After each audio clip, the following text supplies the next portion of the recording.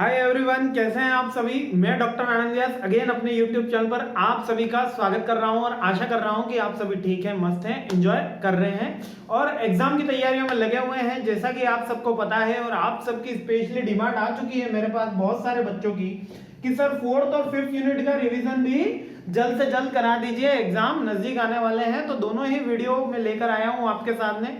पहले अपन 4th unit का revision करेंगे और अगले वीडियो के अंदर 5th यूनिट का रिवीजन करेंगे, है ना। तो सब्जेक्ट हमारा चल रहा है management concept and organisation behaviour. ठीक है, सबसे पहला आप सभी का जो कमेंट्स आ रहे हैं, लाइक आ रहे हैं, आपको समझ में आ रहा है, आप बता रहे हैं, उससे सुन के हमारी टीम काफी खुश और मोटिवेटेड है। इसीलिए अगर आपको हमारी टीम को मोटिवेट करना है और आगे आपकी कोई डिमांड वीडियो है तो प्लीज कमेंट करिए ताकि हम उस अकॉर्डिंग प्रिपेयर भी कर सकें। और इस 5th यूनिट होने के बाद हम इसके इंपॉर्टेंट क्वेश्चंस भी रिलीज करने वाले हैं, तो उनका वीडियो भी एक बार जरूर देख लीजिएगा। यदि आप MBA, BBA, BCom, UGC net की तैयारी कर रहे हैं और यदि BVoc का कोर्स कर रहे हैं, इसके अलावा अगर आप CMET का भी कोर्स कर रहे हैं, CMET के एग्जाम की भी तैयारी कर रहे हैं, तो आज का वीडियो आपके लिए होने वाला है। मैं डॉक्टर आनंद व्यास फिर से अपने YouTube चैनल पर आपका स्वागत करता हूं। बिना कोई वक्त गवाए अपना शुरू करते हैं, क्योंकि आज का वीडियो वैसे ही लंबा होने वाला है। आज अपन बहुत सारी थ्योरी, जितनी भी मोटिवेशन की थ्योरी है, एक ही वीडियो के अंदर सब कुछ सिखा दूंगा। यानी कि जितने भी मोटिवेशन में थ्योरी दी हुई है, कंटेम्प्रेरी थ्योरी दी हुई है और पुरानी जितनी भी थ्योरी दी हुई है, मास्लो की, हेल्सबर्ग की, व्रूम की, सारी थ्योरी का एक सार का वीडियो आपको मिल जाएगा। सारी मोटिवेशन की थ्योरी अपन सीख लेंगे। केवल आपको मेरे को इस पूरे वीडियो के अंदर ध्यान से सुनना, यकीन रखना कि याद करवा दूंगा, ना केवल आपको सिखाऊंगा बल्कि याद तक करवा दूंगा। और कमेंट करके जरूर बता देना समझ में आया कि नहीं। हमारी टीम को बड़ा अच्छा लगता है, मुझे बड़ा अच्छा लगता है। तो चलिए वीडियो स्टार्ट करते हैं। तो सबसे पहला जो अपना पॉइंट आता है 4th यूनिट में, वो निकल कर आता है कि मोटिवेशन। अब ये मोटिवेशन क्या होता है सर? मोटिवेशन का आप इसमें बेसिकली मतलब क्या है? Motivation is commonly defined as what we explain why we people or animal initiate, continue, terminate certain behavior at a particular time। अब सर ये तो हो गई बुकिश बात है, इसको थोड़ी देर के लिए छोड़ देते हैं। तो सर मोटिवेशन का मतलब क्या है? मोटिवेशन का मतलब है किसी पर्सन को टू डू और नॉट टू डू करने के लिए प्रेरित करना। मोटिवेशन का नॉर्मल मतलब क्या है? टू डू और not to do a particular act. यानी कि किसी भी पर्टिकुलर व्यक्ति को, किसी पर्टिकुलर एनिमल को कुछ करने या ना करने के लिए मोटिवेशन अभी बहुत सी किताबों के अंदर केवल करना करना, केवल एक्टिवेशन में ही लिखा हुआ होता है, एक्शन पे ही होता है। नॉट टू डू कि हमें किसी को हार्म नहीं करना, हमें काम नहीं करना, हमें काम चोरी नहीं करनी, हमें ऑफिस के अंदर सोना नहीं है। तो नॉट टू डू और कुछ करना, यानी कि बढ़ चढ़कर ऑफिस के काम में हिस्सा लेना, प्रोडक्शन का इनिशिएट लेना, नए रिसर्च एंड डेवलपमेंट का काम करना, कॉस्ट सेविंग का काम करना, टू डू, इसी को तो मोटिवेशन बोलते हैं। मोटिवेशन आपकी इनहेरेंट फीलिंग होती है, होता तो एक्सटर्नल फोर्स के द्वारा है, लेकिन इनहेरेंट यानी अंतरात्मा की आवाज, इंटरनल फोर्स होता है कि आपको ये काम करना है या नहीं करना। किसी से कोई एक्शन करवाना मोटिवेट करने को बोला जाता है। अब किसी से कोई एक्शन करवाना ही मोटिवेशन है। एक्शन में नॉट टू डू और टू डू, कोई करवाना एक्शन या नहीं करवाना, उसको किसी कार्य के लिए प्रोत्साहित करना या किसी कार्य को नहीं करने के लिए प्रोत्साहित करना। कर तो दोनों सिचुएशन में टू डू ही है, लेकिन बोलने में नॉट टू डू भी आता है। किसी कार्य को करने के लिए प्रोत्साहित करना या किसी कार्य को न करने के लिए प्रोत्साहित करना मोटिवेशन कहलाता है। अब इतना प्रोत्साहन कर दिया, अब इतनी सिंपल सी लैंग्वेज में मैंने समझा दिया, मोटिवेशन का मतलब समझ में आ गया। आप देखिए बुक के अंदर अपन को कितना अलग लैंग्वेज के अंदर लिखा हुआ है। Commonly defined what we explain, people से, किसी पीपल और एनिमल से किसी भी ट्रिक के थ्रू, किसी भी एक्शन के थ्रू उनको मोटिवेट करके कोई टास्क कंप्लीट करवाना मोटिवेशन कहलाता है। और याद रखिएगा मोटिवेशन इनहेरेंट फीलिंग होती है, यानी अंदर से आती है। इनहेरेंट यानी कि आंतरिक। एक्सटर्नल फोर्स तो अप्लाई हो सकते हैं कि रिवॉर्ड दे दिया, कुछ पनिशमेंट दे दिया, तो इसके थ्रू मोटिवेट हो सकता है आदमी, लेकिन ये होता इंटरनली है थ्रू। ठीक है, होता इंटरनली है, तो ये इनहेरेंट फीलिंग होती है, स्वतः ही हमको वो कार्य करना होता है। आगे बढ़ते हैं। अब मोटिवेशन की थ्योरी, पहले बात तो ये थ्योरी क्या है? थ्योरी के अंदर motivation theory is the study, motivation theory is the study of the understanding what drives a person to work towards a particular goal and outcome। It is relevant of all society but specially important to business and management. यानी कि क्या है motivation की theory? Motivation की theory बोल रही है कि कौन कौन से ड्राइव्स हैं, मतलब कौन कौन से तत्व हैं, हिंदी में क्या बोलते हैं इसको, कौन कौन से तत्व हैं जो किसी पर्टिकुलर इंसान को, किसी पर्टिकुलर व्यक्ति को, अब यहां पर एनिमल की बात नहीं की गई थ्योरी के अंदर, यहां पर ह्यूमन बीइंग की बात की गई, क्योंकि किसी इंसान को कोई एक्शन करवाने के लिए, कोई एक्ट करवाने के लिए कौन कौन सी ड्राइव्स होती हैं, उसके लिए हर एक वैज्ञानिक ने अपनी अपनी थ्योरी बोली। किसी ने कहा रिवॉर्ड दोगे तो बंदा बहुत अच्छा काम करेगा, किसी ने कहा थ्योरी एक्स और थ्योरी वाई, किसी ने कहा कि पनिशमेंट दोगे तो बहुत अच्छा काम करेगा। तो आपके कोर्स के अंदर थ्योरी एक्स थ्योरी वाई नहीं है, वरना वो भी मैं इसमें शामिल कर लेता है। कौन कौन सी थ्योरी है? मास्लो की थ्योरी है, हेज़बर्ग की थ्योरी, ब्लूम की थ्योरी, इक्विटी थ्योरी, सब याद करवा दूंगा। केवल वीडियो देखना है, इतना काम करना है और बताना है कि समझ में आ रहा है कि नहीं आ रहा है। मोटिवेशन की थ्योरी किसे कहते हैं? पर्टिकुलर उन ड्राइव्स का पता लगाना जिनके द्वारा मोटिवेशन किया जा सकता है। इतनी सी बात समझ में आनी चाहिए। उन ड्राइव्स का पता लगाना जिनके द्वारा मोटिवेशन किया जाता है वो थ्योरी ऑफ मोटिवेशन कहलाती है। आगे बढ़ते हैं, चलिए सबसे फेमस जो थ्योरी है अब्राहम मास्लो साहब की थ्योरी है। इसके लिए मैंने एक अलग से वीडियो बहुत पहले बना रखा है, लेकिन अभी इस टॉपिक के अंदर आया है तो अब्राहम मास्लो साहब की थ्योरी। ये मास्लो साहब ने ऐसा कहा, अब अपन इधर उधर की बातें नहीं, सीधा पिन पॉइंट बात करेंगे। इन मास्लो साहब ने ऐसा कहा कि हर इंसान के 5 नीड होती है। कितनी नीड होती है? 5 नीड होती है। अब मास्लो की नीड थ्योरी भी बोलते हैं, इसको नीड थ्योरी भी बोलते हैं, अब्राहम मास्लो थ्योरी इनका पूरा नाम है तो वो भी बोलते हैं। तो ये 5 नीड होती है। ये 5 नीड का मतलब कि हर इंसान की एक नीड दूसरे नीड से जुदा होती है, यानी कि इंसान की 5 तरीके की इच्छाएं होती हैं। अब्राहम मास्लो साहब क्या कहते हैं कि इंसान की 5 तरीके की इच्छाएं होती हैं। ये 5 इच्छाएं अपने आप में अलग अलग होती हैं। जब इंसान की पहली इच्छा पूरी होती है तभी वो दूसरी इच्छा की कामना करता है, जब दूसरी इच्छा पूरी होती है तीसरी की कामना करता है, तीसरी पूरी होगी तो चौथी की कामना करेगा। तो इसी तरह इंसान की इच्छाएं अलग अलग होती हैं। तो अब हमको कौन कौन सी इच्छाएं हैं इसके लेवल्स दिए गए हैं कि फर्स्ट लेवल पे ये इंसान की नीड होती है, सेकंड लेवल पे। अब इसका फायदा क्या है यहाँ पे सीख लो कि अगर किसी इंसान की 4 इच्छाएं पूरी हो चुकी हैं और उसको मोटिवेट करना है तो उसकी 5वीं इच्छा पूरी करनी होगी। ठीक है, कैसे? एंड में इसके समझ में आएगा। ये थ्योरी जैसे ही अपन पढ़ लेंगे एंड में समझ में आ जाएगा।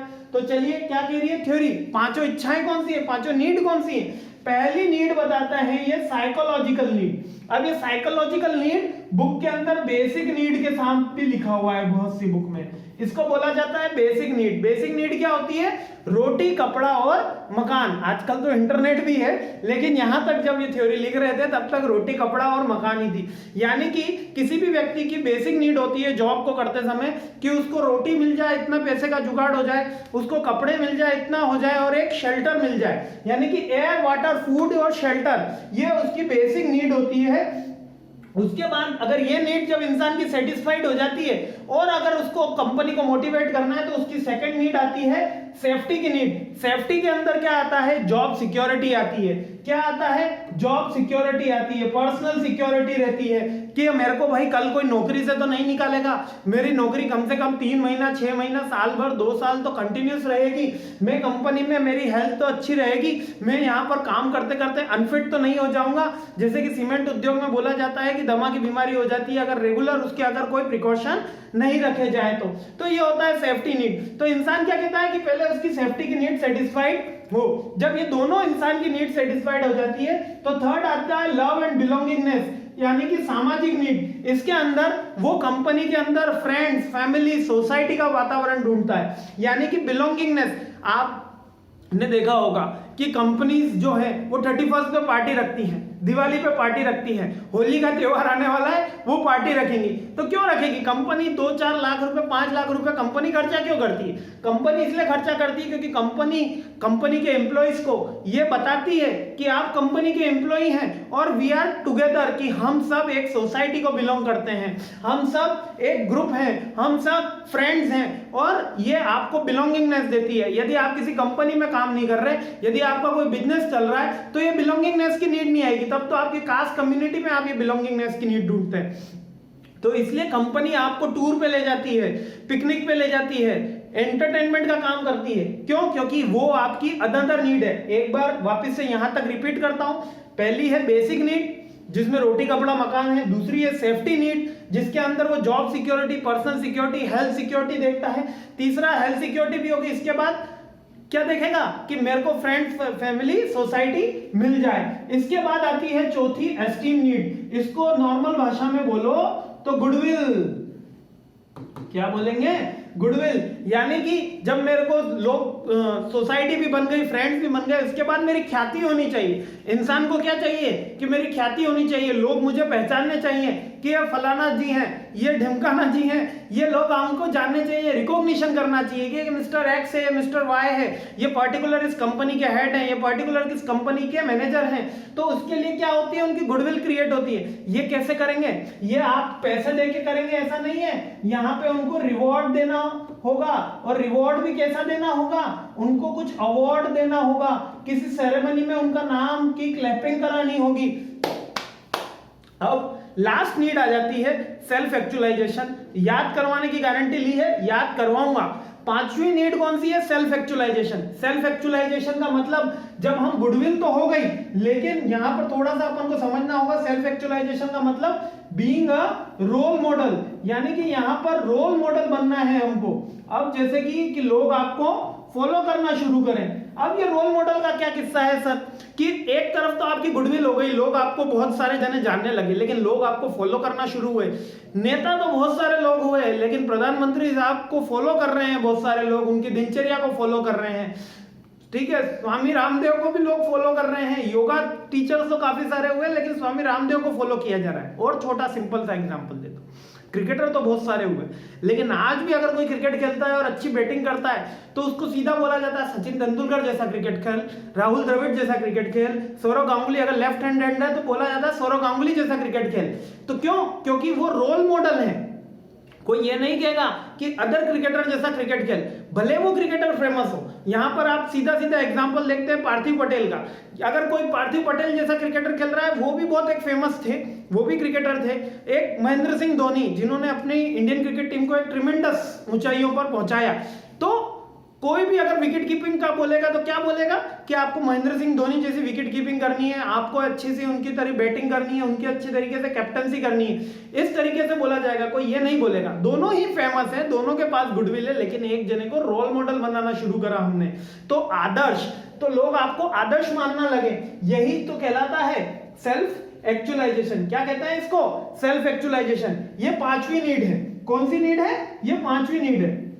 अब फिर से सोचिएगा, अगर किसी के पास गुडविल मिली हुई है, अगर किसी व्यक्ति के पास n numbers of the goodwill है, तो उसको ये वाली नीड सेटिस्फाई करनी होगी। आप उसको कंपनी में कहोगे कि आइए हम आपको रोटी कपड़ा मकान की व्यवस्था करेंगे, हमारी कंपनी में काम करिए, तो वो करेगा? मोटिवेशन करके होके काम करेगा? नहीं करेगा, नहीं करेगा ना, क्योंकि वो मोटिवेट नहीं हो पाएगा, क्योंकि उसकी ये 4 नीड ऑलरेडी सेटिस्फाइड हो चुकी है। यही अब्राहम मास्लो साहब ने बताया था। तो ये 5 तरीके की नीड है। पहली नीड साइकोलॉजिकल नीड, जिसमें बेसिक आती है रोटी कपड़ा मकान। दूसरी नीड सेफ्टी नीड, जिसके अंदर आती है आपकी जॉब सिक्योरिटी, ठीक है, हेल्थ सिक्योरिटी, ये भी हो गया। तो उसके बाद लव एंड बिलोंगिंगनेस, यानी कि लोग आपसे प्यार करें, आपको पहचाने, एक सामाजिक फीलिंग आए, ठीक है। चौथी नीड आती है आपकी एस्टीम नीड। इसके अंदर आप चाहते हैं कि आपकी गुडविल हो, लोग आपको पहचानने के साथ आपको एक ख्याति भी, आपकी एक गुड वे के अंदर आपका नाम लिया जाए। और फिर आती है सेल्फ एक्चुअलाइजेशन की नीड, यानी कि लोग आपका नाम न लें, बल्कि लोग जो आप एक्शन करें उसको फॉलो करने लग जाए। जैसे सेलिब्रिटी को जो एक्शन, अमिताभ बच्चन जी जो काम करते हैं, लोग उनको फॉलो करना शुरू कर देते हैं, क्योंकि वो इस नीड तक पहुंच चुके हैं। ठीक है, सारे फिल्म स्टार वहां तक पहुंचे ऐसा जरूरी नहीं है। गुडविल तो सबकी बहुत सारी है, ठीक है, फैंस तो सबके बहुत ज्यादा होते हैं, लेकिन सेल्फ एक्चुअलाइजेशन तक बहुत कम सेलिब्रिटी पहुंच पाते हैं। तो उसके बाद इनकी ये वाली नीड बचती है, क्योंकि यहाँ पे तो पैसा भी बहुत आ चुका है, ठीक है, डिफरेंट है। पैसे की जो अगर मनी की नीड आएगी तो वो हमारी बेसिक नीड के अंदर ही आ जाती है, सबसे बेसिक चीज के अंदर आ जाती है। तो ये अब्राहम मास्लो की थ्योरी है। यहाँ तक आपको समझ में आ गया होगा। वीडियो तो पूरा ही देखना पड़ेगा, क्योंकि थ्योरी बहुत सारी है और काम भी मेरे पास बहुत सारे हैं। चलिए आगे बढ़ते हैं। आगे जो है हेज़बर्ग की थ्योरी आई। कौन सी थ्योरी आई? हेज़बर्ग की थ्योरी। इन्होंने 2 फैक्टर थ्योरी दी। इसको किस नाम से जानते हैं? और 2 फैक्टर थ्योरी के नाम से जानते हैं। किस नाम से? टू फैक्टर थ्योरी के नाम से। अब ये टू फैक्टर थ्योरी क्या है, लिखा है two factor theory also known Herzberg motivation theory, hygiene theory, dual factor theory state that there are certain factor in the workplace there causes job satisfaction while a separate set of factor causes job dissatisfaction। यानी कि हेल्सबर्ग साहब ने जो theory दी उसमें दो factor दिए, पहला जो दिया वो पॉजिटिव फैक्टर दिए जो बता रहे हैं कि कंपनी में ये चीजें होंगी तो इंसान पॉजिटिव हो जाएगा, और दूसरा नेगेटिव। अब लोग अलग अलग तो थ्योरी भी अलग अलग, एक थ्योरी दूसरी थ्योरी पे ओवरलैप कर सकती है लेकिन सबके दार्शनिक मत थे। अब हेल्सबर्ग साहब ने कहा कि कंपनी के अंदर दो तरीके के फैक्टर होते हैं, पहला फैक्टर होता है पॉजिटिव फैक्टर का और दूसरा होता है नेगेटिव फैक्टर का। पॉजिटिव फैक्टर वो फैक्टर होते हैं जो कंपनी में बताते हैं कि ये फैक्टर्स अगर होंगे तो एम्प्लॉय ज्यादा सेटिस्फाइड होगा, जैसे हाइजीन होगा कंपनी के अंदर, कंपनी में अच्छा हेल्दी एनवायरनमेंट होगा, कंपनी में अच्छा थोड़ा हैप्पीनेस होगी तो वो कंपनी ज्यादा मोटिवेशन देगा, और अगर कंपनी में एम्प्लॉय का सेटिस्फेक्शन लेवल अच्छा होगा तो कंपनी ज्यादा ग्रोथ करेगी। अगर ये फैक्टर एब्सेंट रहते हैं, अगर क्रूएलिटी ज्यादा होती है, अगर शाउटनेस ज्यादा होती है तो कंपनी में एम्प्लॉय मोटिवेशन नहीं रहेगा। मींस कि उन्होंने कुछ फैक्टर्स डिसाइड करे। अब ये फैक्टर्स क्या है इतना अपन को डीप में जाना भी नहीं है, केवल ये याद रखना है टू फैक्टर थ्योरी है। इन्होंने कहा कि कुछ फैक्टर्स होते हैं, अगर वो फैक्टर प्रेजेंट होंगे तो कंपनी का बंदा जो है वो ज्यादा मोटिवेटेड होगा और पॉजिटिव वे में बिहेव करेगा, और वही फैक्टर अगर एब्सेंट होंगे तो नेगेटिव वे में बिहेव करेगा और कंपनी में डीमोटिवेशन बढ़ जाएगा। वो फैक्टर्स क्या हो सकते हैं, क्लीनलीनेस हो सकती है, गुड एनवायरनमेंट, वर्किंग इश्यूज, सारे के सारे उनके अंदर फैक्टर्स आप एज्यूम कर सकते हैं जो अच्छे कार्यस्थल में मतलब गुड वर्किंग कंडीशन में होने चाहिए। केवल इतना ही है हेल्सबर्ग थ्योरी में, समझ में आ गया होगा, नहीं समझ में आया तो मुझे कमेंट करके बताइए, समझ में आया तो भी बताइए, ठीक है। अब मैकलेलन साहब की थ्योरी आई। अब मैकलेलन साहब की थ्योरी आपको हमारे मास्लो साहब की थ्योरी जैसी ही लग रही होगी कि उन्होंने भी एक पिरामिड बनाया था, इन्होंने भी एक पिरामिड बना दिया, ठीक है। उन्होंने भी 3 तरीके के पिरामिड का 5 तरीके की नीड बताई, इन्होंने भी 3 तरीके की नीड बता दी। तो क्या दिया मैकलेलन साहब की थ्योरी क्या कह रही है, ये कह रही है कि there every person is one of 3 main driving motivation, the needs of achievement, affiliation and power. अब इन्होंने किया कुछ भी नहीं है, जो मास्लो साहब की थ्योरी था उसको ही अदर मॉडिफिकेशन कर दिया है। उन्होंने कहा कि 3 तरीके के फैक्टर होते हैं, 3 तरीके के तत्व होते हैं जो इंसान के ड्राइव बताते हैं, जिसके कारण इंसान मोटिवेट होगा या डीमोटिवेट होगा। तो पहला इन्होंने फैक्टर बताया नीड ऑफ अचीवमेंट, यानी कि जो बेसिक नीड और हमने सेफ्टी नीड ली थी उसमें इन्होंने लिख दिया नीड ऑफ अचीवमेंट, यानी कि नीड ऑफ अचीवमेंट इनका बेसिक नीड है, उसको फर्स्ट काइंड ऑफ फैक्टर लिया। जब नीड ऑफ अचीवमेंट हो जाता है तो सेकंड आता है नीड ऑफ पावर। अब उसको पावर की नीड है, मींस कि आपको अचीवमेंट का मतलब उसकी बेसिक नीड सेटिस्फाइड हो गई है, अब अचीवमेंट मिल चुका है, अब उसको क्या चाहिए, पावर चाहिए, यानी कि उसको ऑर्डर देने की क्षमता चाहिए। अरे उन साहब का ऑफिस है, आपको घुसने के लिए पहले 5 मिनट वेट करना होगा, तो ये पावर। फिर थर्ड है, पावर भी आ गया, नीड ऑफ एफिलिएशन, अरे सर वाइस प्रेसिडेंट है, अरे सर प्रेसिडेंट है, अरे सर हेड मैनेजर है, तो ये एफिलिएशन। रिकॉग्निशन फ्रॉम पर्टिकुलर, अरे कोई रिलायंस का मैनेजर है तो उसकी रिकॉग्निशन अलग होगा, कोई एक छोटी लो लेवल की कंपनी का मैनेजर है तो उसका रिकॉग्निशन अलग होगा। तो 3 तरीके के उन्होंने ड्राइवर्स बताए। देन उन्होंने कहा कि अगर ये डेवलप हो जाएंगे तो हमारे को अंदर जो मतलब मोटिवेशन करना है तो सबसे पहले हमको ये पता करना होगा कि कौन सी चीज आपके अंदर मिसिंग है। उसी 5 पॉइंट को इन्होंने 3 पॉइंट के अंदर कन्वर्ट किया। पहला पॉइंट बोला नीड फॉर अचीवमेंट, जिसमें हमारी बेसिक और साइकोलॉजिकल नीड आ गई, ठीक है, बेसिक नीड आ गई, साइकोलॉजिकल आ गई और सेफ्टी नीड आ गई। नीड फॉर पावर, इसके अंदर हमारी एस्टीम नीड तक सारी की सारी नीड आ गई, लव और एस्टीम नीड की नीड आ गई, और नीड ऑफ एफिलिएशन में तो हमारी सेल्फ एक्चुअलाइजेशन की इकलौती नीड वो यहाँ पर है। तो 3 तरीके के इन्होंने भी फैक्टर्स बताए। इतना सा केवल लिखना है, 3-4 लाइनें लिखनी है, थ्योरी आपके सामने है ही। आगे बढ़ रहा हूं, ठीक है। अब कंटेम्प्रेरी थ्योरी, अब क्या आ गया हमारे पास, कंटेम्प्रेरी थ्योरी क्या कह रहा है, कंटेम्प्रेरी का मतलब, अभी कंटेम्प्रेरी थ्योरी का मतलब क्या है कि अभी वस्तु परख के अंदर कौन सी चल रही है। ये जो पुरानी थ्योरियां चल रही थी सॉरी, उसके लिए अब नई थ्योरी भी हमारे मार्केट में आई है, इसको कंटेम्प्रेरी थ्योरी बोला, मतलब कि तत्कालीन थ्योरीज जो भी रही उनको। उसके अंदर पहली थ्योरी थी, थोड़ा सा रब करना होगा यहाँ पे,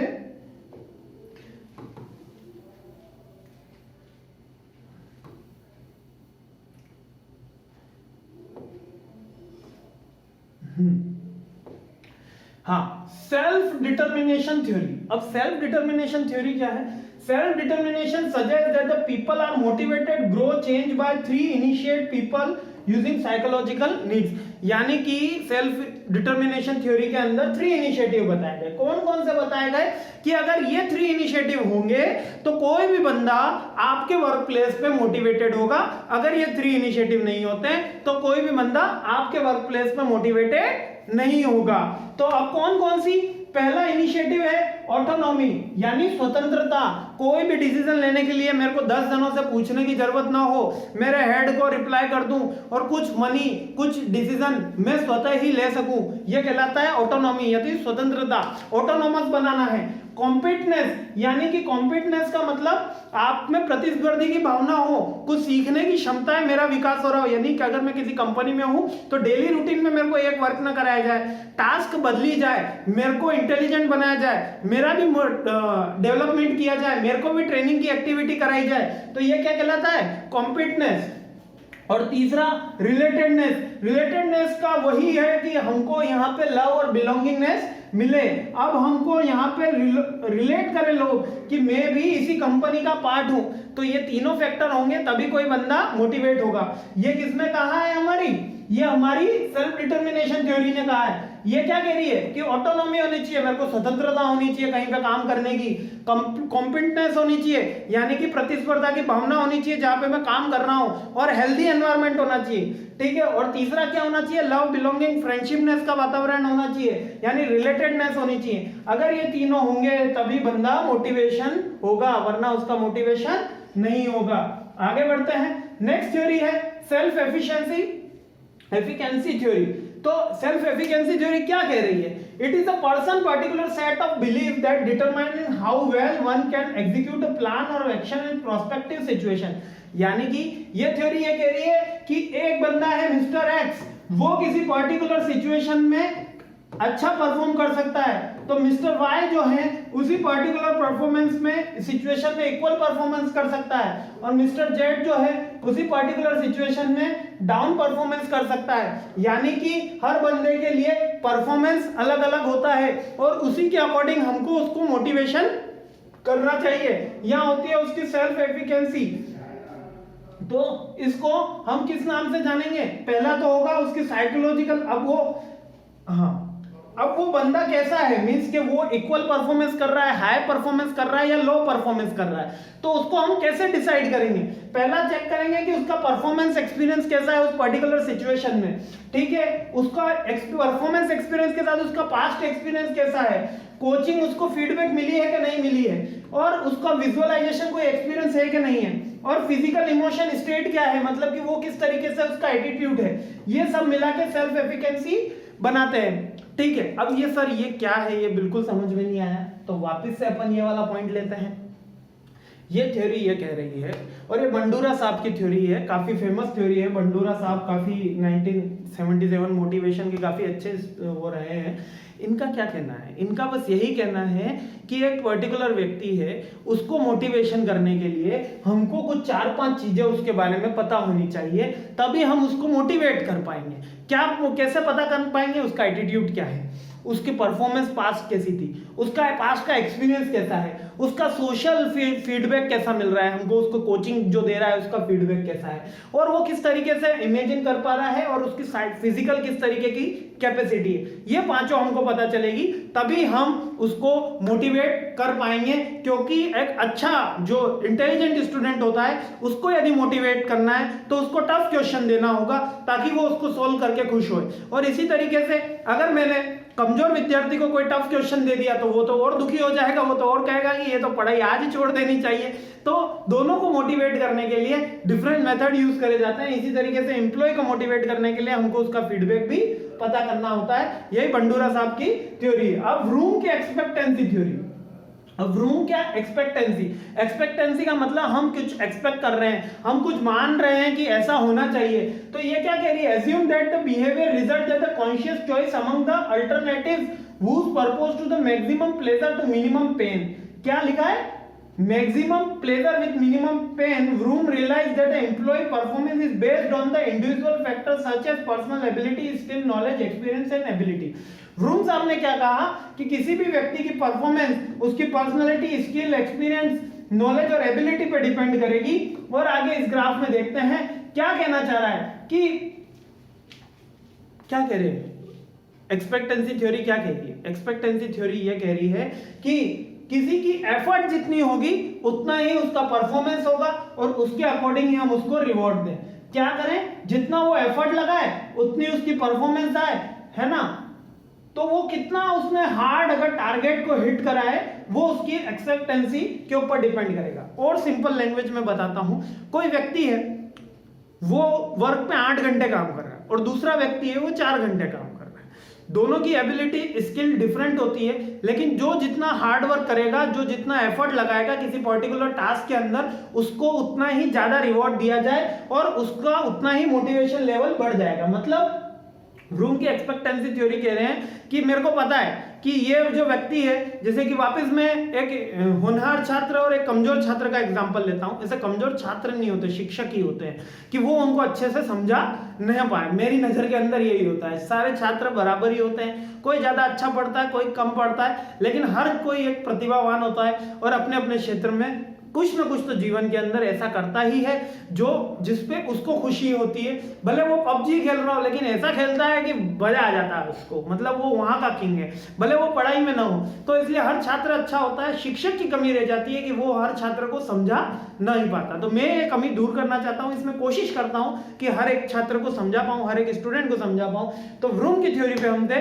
व्रूम साहब कह रहे हैं कि हर एक का एक्सपेक्टेंसी लेवल अलग अलग होता है। मैं आनंद व्यास से कुछ एक्सपेक्ट कर रहा हूं तो मिस्टर राम या मिस्टर श्याम से कुछ अलग चीज एक्सपेक्ट कर रहा हूंगा, यानी कि दोनों की एक्सपेक्टेंसी अलग अलग होगी। कोई हायर परफॉर्मेंस का होगा, कोई लोअर परफॉर्मेंस का होगा, कोई मिडिल परफॉर्मेंस का होगा। उसके अकॉर्डिंग हमको उसको रिवॉर्ड देना है, उसके अकॉर्डिंग हमको उससे वर्क करवाना है, उसके अकॉर्डिंग हमको उसका मोटिवेशन करना है। यही तो व्रूम की एक्सपेक्टेंसी थ्योरी है। जितना हम उससे एक्सपेक्ट कर रहे हैं उतना अगर वो काम करता है तो उसका रिवॉर्ड बराबर है। अगर वो उससे कम काम करता है तो रिवॉर्ड कम कीजिए, और ज्यादा काम करता है तो रिवॉर्ड बढ़ाइए। अगर कोई एक लेबर है वो 10 यूनिट बनाता है, दूसरा लेबर 10 यूनिट बनाता है, तो रिवॉर्ड बराबर करने की जरूरत नहीं है। अगर वो एक लेबर स्किल्ड है और दूसरा लेबर अनस्किल्ड है, अगर अनस्किल्ड वाला भी 10 बना रहा है और स्किल्ड वाला भी 10 बना रहा है तो स्किल्ड वाले को रिवॉर्ड दीजिए और अनस्किल्ड वाले को रिवॉर्ड दीजिए, और स्किल्ड वाला है उसको डिमोट करिए, उसको बताइए कि भैया तुझे काम करना होगा। यही व्रूम की एक्सपेक्टेंसी थ्योरी है। आगे बढ़ते हैं इक्विटी थ्योरी। इक्विटी थ्योरी क्या कह रही है? यहां पे लिखा है इंडिविजुअल इनपुट और इंडिविजुअल आउटपुट। अगर नहीं दिख रहा है तो अदर इनपुट और अदर आउटपुट। यहां पर ये एडम साहब की थ्योरी है।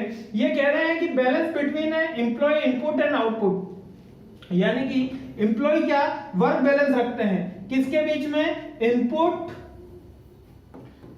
और आउटपुट के।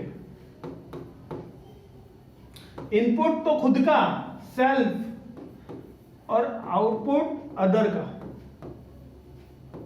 यानी इक्विटी थ्योरी ये कह रही है कि हम सबको एक नजर से देखें, सारे एम्प्लॉय को एक नजर से देखें, उनके इनपुट को एक नजर से देखें। ये थ्योरी व्रूम साहब की थ्योरी के अलग कह रही है। ये थ्योरी ये कह रही है कि सारे एम्प्लॉय एक जैसे हैं। यदि एक एम्प्लॉय एक तरह का काम कर रहा है, दूसरा एम्प्लॉय भी दूसरे तरीका काम कर रहा है, तो दोनों का पैरामीटर एक रखें, दोनों को रिवॉर्ड का सिस्टम एक रखें, दोनों को प्रमोशन का सिस्टम एक रखें। अगर दोनों में आपने पार्शियलिटी करी तो आपका एम्प्लॉय कभी भी मोटिवेट नहीं हो पाएगा। कोई जिसमें कहते हैं ना लाल फीताशाही, चापलूसी, यदि कोई चापलूसी व्यक्ति आगे चला जाएगा कंपनी के अंदर तो कंपनी का कभी भी दूसरा एम्प्लॉय मोटिवेट नहीं हो पाएगा। यानी व्रूम की थ्योरी क्या कह रही है? इक्विटी थ्योरी क्या कह रही है? यानी सारे एम्प्लॉय को आपको इक्वल रखना है। यदि आप इक्वली इनपुट के द्वारा, इक्वली आउटपुट के द्वारा उनको रिवॉर्ड देंगे तो कभी भी दिक्कत नहीं आएगी। यदि आप इसमें वेरिएशन करेंगे तो दिक्कत आएगी। मतलब कि कोई अगर एक बंदा है स्किल्ड है, इक्वल लेवल का कोई बंदा है, तो आपको उसको इक्वल पैमाने पे सोचना है। ये नहीं सोचना कि अरे वो 4 दिन बीमार हो गया था, ये हमारा फेवरेट है, फेवरेटिज्म नहीं करना। इक्विटी थ्योरी का मतलब है कि सारे एम्प्लॉय को अगर आप इक्वली ट्रीटेड करते हैं तो सारे एम्प्लॉय क्या रहेंगे? मोटिवेटेड रहेंगे। आगे चलते हैं रीइंफोर्समेंट थ्योरी। तो ठीक है, अब रीइंफोर्समेंट थ्योरी आखिरी थ्योरीज पे कुछ आ चुके हूं मैं। रीइंफोर्समेंट थ्योरी, अभी तक बहुत सारी थ्योरी सीख ली अपन ने। व्रूम की सीख ली, एक्सपेक्टेंसी सीख ली है, मास्लो की सीख ली है, ठीक है, 2 फैक्टर थ्योरी सीख ली है। आई होप सारी थ्योरी आप सीख रहे होंगे, समझ में आ रहा होगा। थोड़े से जिस्ट के अंदर, छोटे छोटे वर्ड के अंदर सारी चीजें समझाने की कोशिश चल रही है। तो रीइंफोर्समेंट थ्योरी क्या कह रही है कि psychological principle maintaining that behaviour are shaped by consequence that are according individual behavior can be changed through reward and punishment। ये ऐसा कह रही है कि reinforcement थ्योरी ये कह रही है कि हर इंसान जो एक बंदा है इसका हर एक सिचुएशन के अंदर बिहेवियर अलग होगा, यानी कि इसी बंदे का ए सिचुएशन में बिहेवियर अलग होगा और बी सिचुएशन में बिहेवियर अलग होगा। यदि कोई वर्क इसको इसका बॉस देगा तो बिहेवियर अलग होगा, कलीग देगा तो वर्क अलग होगा, बिहेवियर अलग होगा, उसको कार्य करने की क्षमताएं अलग होगी, उसका मोटिवेशन का लेवल अलग होगा। लेकिन अगर किसी भी व्यक्ति को हमको सेम लेवल पे लाना है, मोटिवेट करना है, तो हम उसको पनिशमेंट और रिवॉर्ड के थ्रू मोटिवेट कर सकते हैं। इसके लिए उन्होंने रीइंफोर्समेंट में 4 तरीके के रीइंफोर्समेंट बताए हैं। पहला बताया पॉजिटिव रीइंफोर्समेंट का मतलब यह है कि हम उसका एटीट्यूड मोटिवेट कर सकते हैं पॉजिटिव रीइंफोर्समेंट के थ्रू। पॉजिटिव रीइंफोर्समेंट के थ्रू हम उसको मोटिवेट कर सकते हैं। इसका मतलब कि यहां पर मैनेजर क्या करेगा, उसको मोटिवेट करेगा, उसको बोलेगा कि आप ये काम कर सकते हैं, आप उसकी बड़ाई करेगा। कुछ व्यक्ति होते हैं जिनका पॉजिटिव अगर आप उनकी बड़ाई कर दोगे तो वो बहुत अच्छे से काम करेंगे। हमारे घर में जो हमारे सगे संबंधी जब शादी में आ जाते हैं, अगर उनसे कोई काम करवाना है तो सीधे सीधे बोलिए कि सर आप ये काम बहुत अच्छा कर सकते हो, भैया जी, काका जी, ताऊ जी, मासी जी, मासा जी, बुआ जी, आप ये काम बहुत बढ़िया करते हो, आपके अलावा कोई कर ही नहीं सकता। फिर देखिए वो ये काम कितना जल्दी कर सकते हैं। तो ये होता है पॉजिटिव रीइंफोर्समेंट। इसी तरीके से नेगेटिव रीइंफोर्समेंट क्या होता है, manager stop nagging the employ, manager behaviour, positive behaviour followed by removal और नेगेटिव कॉन्सिक्वेंस। यहाँ पर नेगेटिव रीइंफोर्समेंट का मतलब उसका पनिशमेंट से नहीं है। नेगेटिव रीइंफोर्समेंट का मतलब कि आप उसकी बड़ाई करना बंद कर दो। बिल्कुल, जो पॉजिटिव का न्यूट्रल की स्थिति को यहाँ पर क्या बोला गया है, नेगेटिव, मतलब आप उसकी बड़ाई नहीं करोगे और उसको मतलब काम देना कम कर दोगे और आप उस पर भरोसा जताना कम कर दोगे, तो ये आपका नेगेटिव रीइंफोर्समेंट। इसमें बहुत से एम्प्लॉय को ठेस पहुंचती है और वो कहता है कि ये काम मैं भी कर सकता हूं, ये काम मुझे भी मिलना चाहिए, ये कहलाता है नेगेटिव। नेक्स्ट है पनिशमेंट। पनिशमेंट क्या है कि जब हम किसी एम्प्लॉय को पनिश कर देते हैं, मैनेजर डिमोट्स द एम्प्लॉय, डिमोशन दे देना, यानी कि उसकी जॉब की जगह उसको नीचे की जॉब, मैनेजर को सुपरवाइजर बना देना। तो डिमोशन देने से भी कुछ एम्प्लॉय का एटीट्यूड में चेंज आता है, ठीक है। और एक्सटिंक्शन नेगेटिव बिहेवियर, यहाँ पर उसका नेगेटिव बिहेवियर रिमूव हो गया, positive consequence, manager ignore the behaviour. यहाँ पर भी एक नेगेटिव के अंदर तो हमने इग्नोर किया नहीं है, नेगेटिव के अंदर केवल उसको काम देना बंद कर दिया है, उससे बातें कम कर दी है। एक्सटिंक्शन के अंदर हम उसको इग्नोर कर देते हैं, भाई तेरा मतलब तू जो काम करना है कर, तू जान तो तेरा काम जाने, मैं तो तेरे से अब काम करवाने वाला नहीं हूं, ये कहलाता है एक्सटिंक्शन। नेगेटिव के अंदर हम उसको बताते हैं तू ये गलत काम कर रहा है, अब ये करना बंद कर दे। पनिशमेंट के अंदर बताने के साथ उसको डिमोशन भी कर दिया कि अब ये काम करा है, अब इसका ये सजा भुगत। पॉजिटिव के अंदर हम उसको प्रेस करते हैं, यानी सिचुएशन वाइज अगर कोई बंदा अलग और कर रहा है तो हम इस सिचुएशन वाइज उसको ये पॉजिटिव, नेगेटिव, एक्सटिंक्शन और यहाँ पर पनिशमेंट के थ्रू हम उसका एटीट्यूड के अंदर परिवर्तन ला सकते हैं। यही रीइंफोर्समेंट थ्योरी के अंदर बताया है। अब समझ में आ गई होगी, आई होप क्लियर है। वीडियो लंबा हो गया है मुझे पता है, लेकिन फिर भी पूरे यूनिट का रिवीजन कराना है और एक ही यूनिट में एक ही वीडियो में कराना है, मेरी भी कुछ लिमिटेशन है, तो 2-5 मिनट का वीडियो और बचा है और सारे यूनिट में पूरी कंप्लीट करा दूंगा। अगला टॉपिक आ गया है, थक गए होंगे मुझे लग रहा है, लेकिन थोड़ा सा और पढ़ लीजिए। पहला पॉइंट इसके अंदर आ रहा है मीनिंग ऑफ परसेप्शन। क्या पॉइंट है, मीनिंग ऑफ परसेप्शन। एग्जाम में बहुत इंपॉर्टेंट रहने वाला है ये वीडियो, सही कह रहा हूं।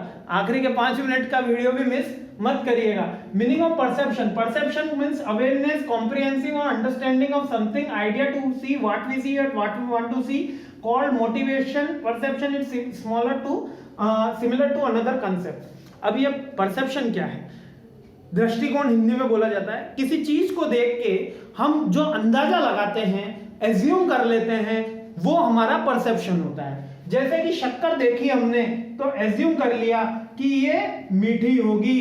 कैसे एज्यूम कर लिया, भैया चक्के देखी थी, बचपन में खा रहे हैं, इसलिए हमें पता है कि शक्कर जो है वो मीठी होती है, मिर्ची जो है वो स्पाइसी होगी, तीखी ही होगी, गुड़ जो है वो मीठा ही होगा।